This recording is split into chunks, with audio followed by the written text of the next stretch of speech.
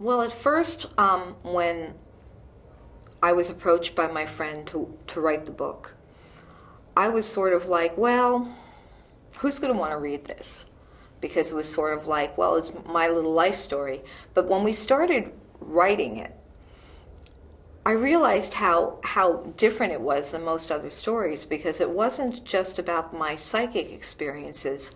I really come from, frankly, a very messed up family.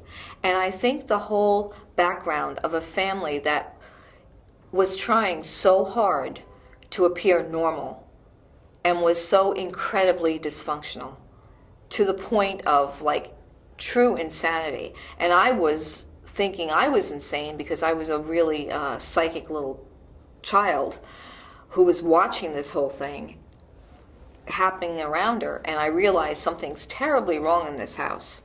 And I thought at the time that it was with me, when actually my mother was out of her mind, and my father was in a whole nother way out of his mind, in a more eccentric kind of sort of cool way, but he was absolutely insane too.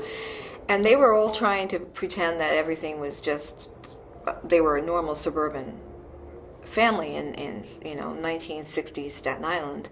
And I think that whole part of the book is really the most compelling to me, because it was so very dysfunctional in every way. And my whole growing up in its own right was kind of a horror story, let alone all the spirits and all the other things I've seen.